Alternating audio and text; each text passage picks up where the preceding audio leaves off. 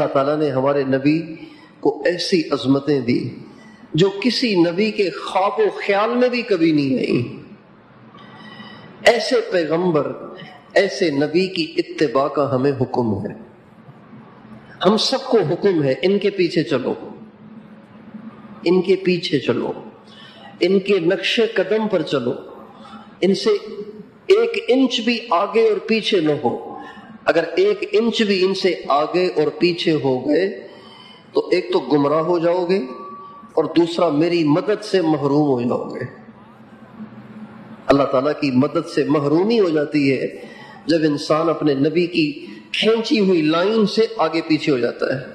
ہمارے نبی نے اپنی زندگی کے ذریعے سے ایک لکیر کھینچی ہے، ایک لائن بنائی ہے، ایک سڑک بنائی ہے، ایک شاہراہ بنائی ہے.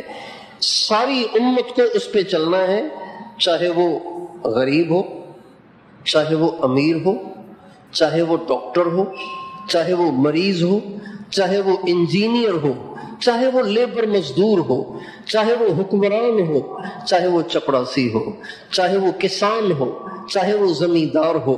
اسی شاہراہ پہ اسے چلنا ہے، اس سے آگے پیچھے نہیں ہوگا.